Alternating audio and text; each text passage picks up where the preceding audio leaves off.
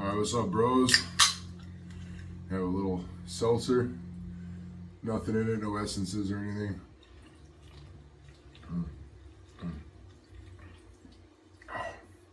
Oh, that's so good. Hello. Hello, love. It's ready.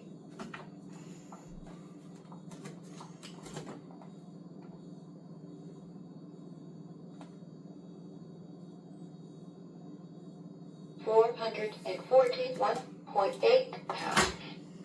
So today, gonna be pretty simple, but effective, and I would imagine pretty intense since I haven't done them in a while. We're just gonna do a bunch of deadlifts.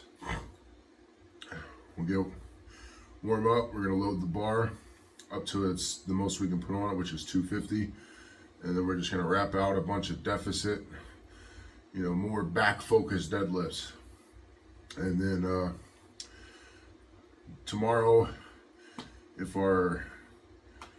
don't know how sore the glutes and hamstrings will be, but if they're too sore for me to properly do squats, I'll just go to the gym and crank out a shitload of leg extensions. But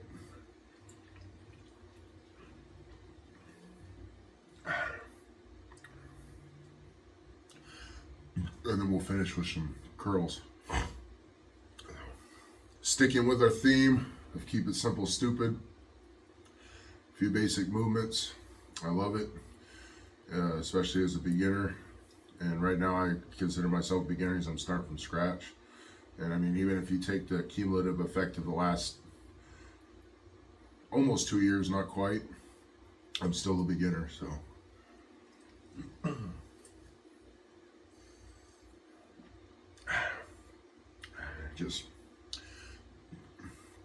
it removes so much bullshit and stress trying to, should I do this machine, this machine, this machine, that?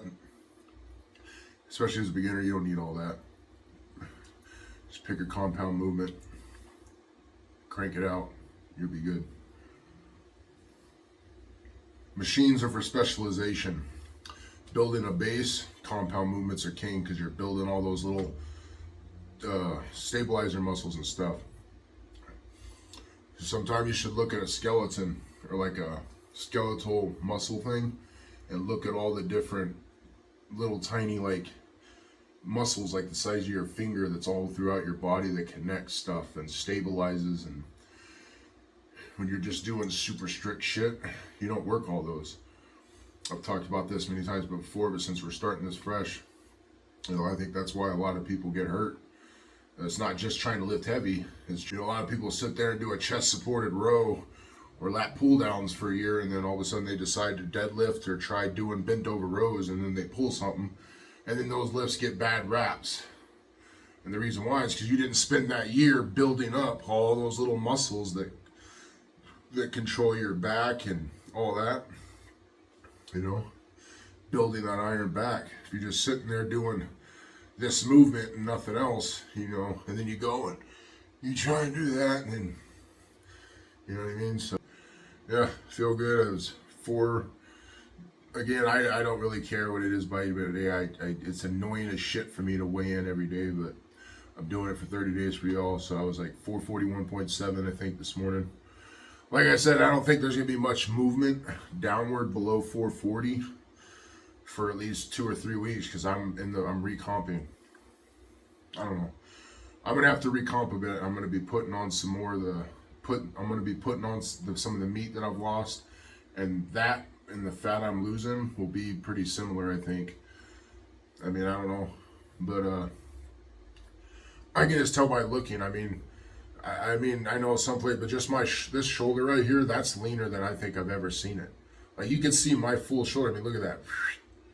I mean, you can see the full shoulder right there, and I'm not work pumped. I mean, look at that. The shadow. I mean, that's dope. You can see my full fucking shoulder. That's a big ass crazy shoulder delt. Holy shit. And my arm. That's just crazy. I mean, look at that. Boom. I mean, you could just, I have a very vivid imagination. I'm very good at abstract. I'm a very abstract person. I mean, I'm definitely not regimented and science-based.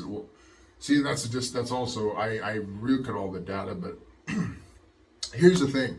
I will trust a 20-year mechanic to fucking change my transmission over someone that just spent 2 years in a mechanic school. The best one in the world, I don't care if it's MIT.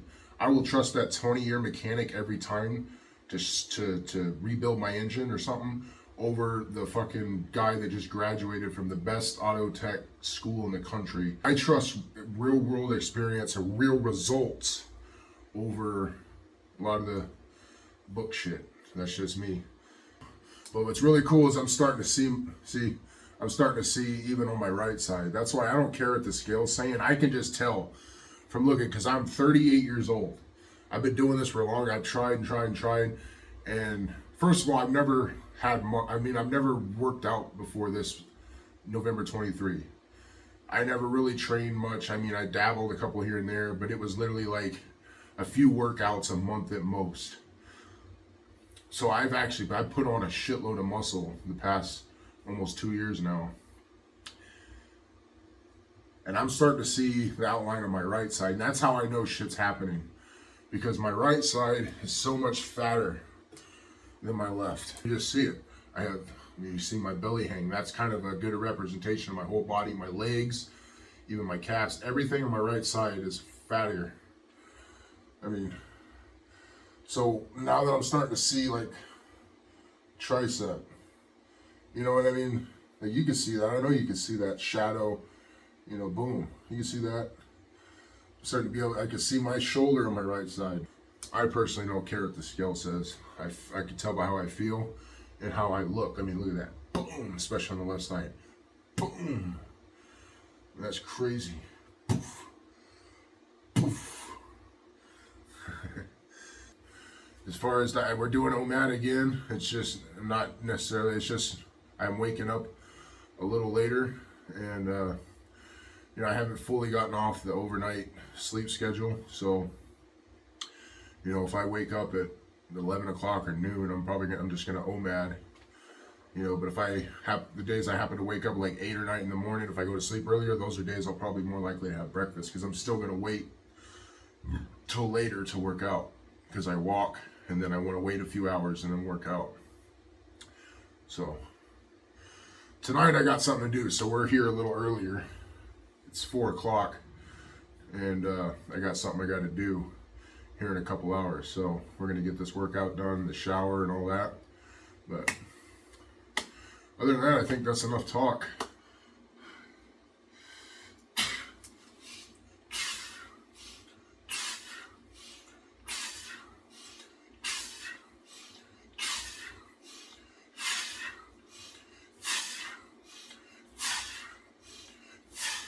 There we go.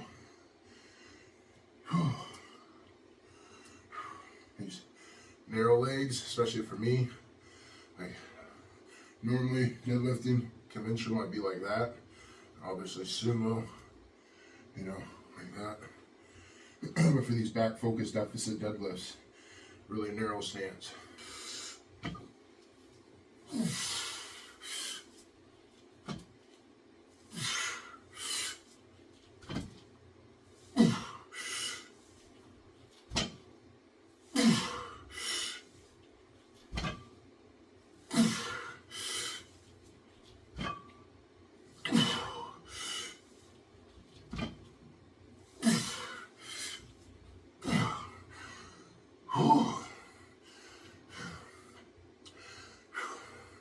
Same thing with everything else. New movement I haven't done, except maybe a few times in like 11 months. So, taking it easy. Got lightheaded. Again, not pushing it hard at all. You know, we'll slowly incrementally increase our intensity over the weeks to come. So important. A little less so for me because I spent so much time, but especially someone that's just starting out. So important, especially on something like deadlift. Very compromising movements.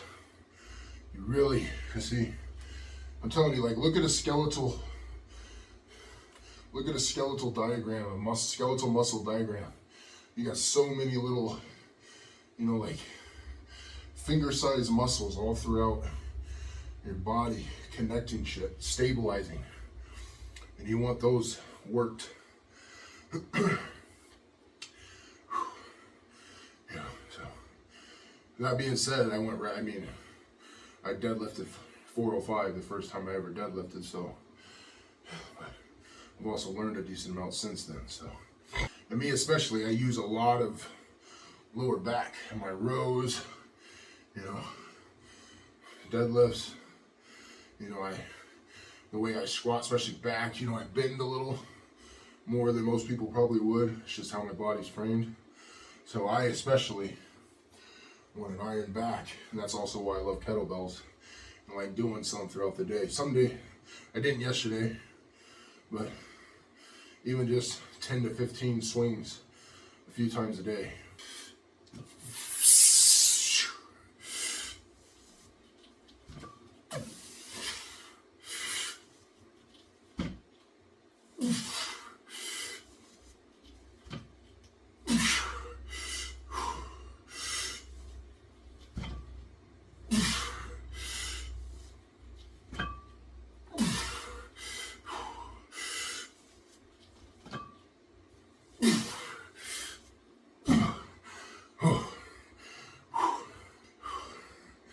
That is something I don't remember near as much.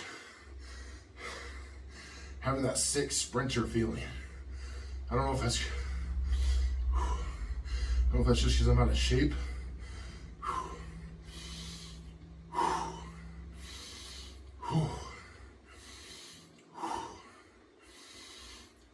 And there it goes, there it's going away.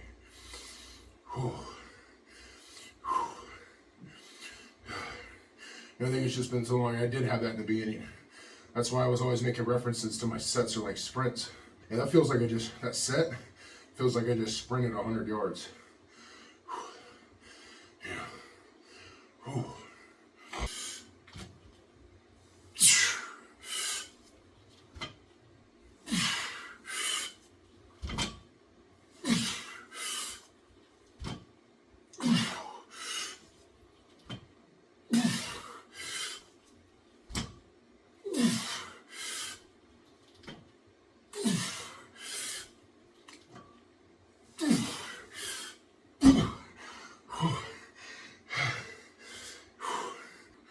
Oh yeah, I can feel this.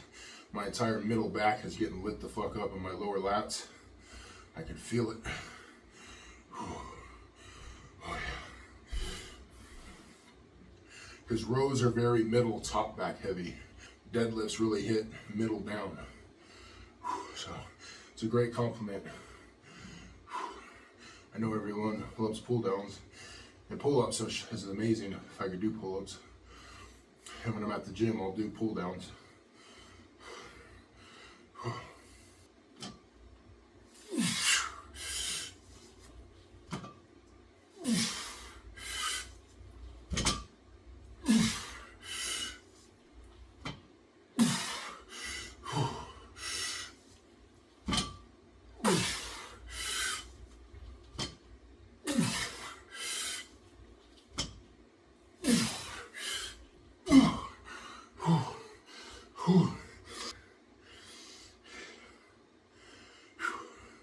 Man, I'm in better shape doing these supersetted with heavy kettlebell swings. Oh my God, that would be diabolical. Whew. Cardio deficit deadlifts supersetted with kettlebells. Ooh, that would be nasty.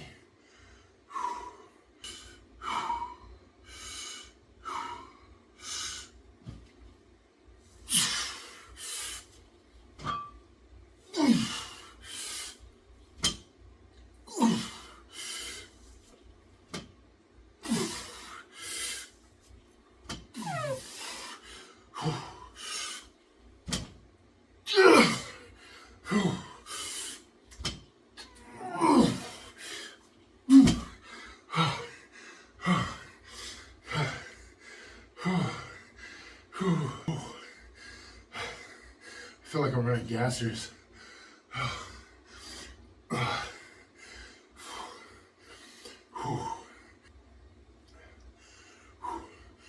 Final set, good timing, because I'm holding back a squirt shit right now from the electrolytes, which is good. That means my body has adequate electrolytes. This is the first time since I started this in the third where I've taken electrolytes and gotten that squirt, like I need to take a crap and it's just a quick squirt, which may be too much information for some of y'all, but that's just how it works. It's always for the last, through ketovore and all this, well, not so much far, not this time yet, but no, ketovore, which makes sense because I think my fast, I just depleted myself with so much electrolytes. The fact that now I'm feeling like I need to take a crap, it's telling me my body, the electrolytes, whatever it does with them, my electrolyte stores are back in balance. Which makes sense why the heart palpitations have went away for the most part.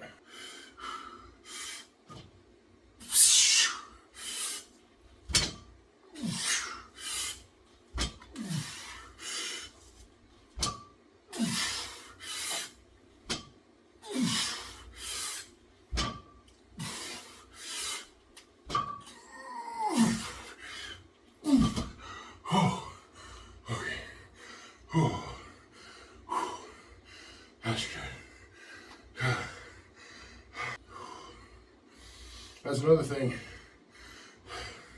Since about the 8th of September, 10th, maybe the 10th, my nose is almost completely clear. At night, during the day, my mucus shit, a lot of that's cleared up, which from what I've looked up, dairy can cause that. Again, later down the road, we can figure that out. We start trying to add shit back in. More than anything, that's what carnivore is all about. It's an elimination diet, so you can figure out what's fucking with you. And cheese is something I've never been able to go without. I was always pissed. Even when I was actually sticking to a strict ketovore, my nose was still getting clogged up all the time. I was still having all that mucus. And part of the mucus is the nicotine pouches. I think part of it, the rest of it, is cheese or dairy. Butter doesn't count because it's I don't forget, but it's some kind of, you break a chain, a bond when you make butter, so it doesn't fuck with you. I don't know exactly how it works, but butter is different than heavy cream and shit. Alright, I really got to shit, so we're going to leave it there. I'll hit biceps tomorrow with legs. So, that's it. That's a great workout. Whew. Oh, I can barely fucking flex.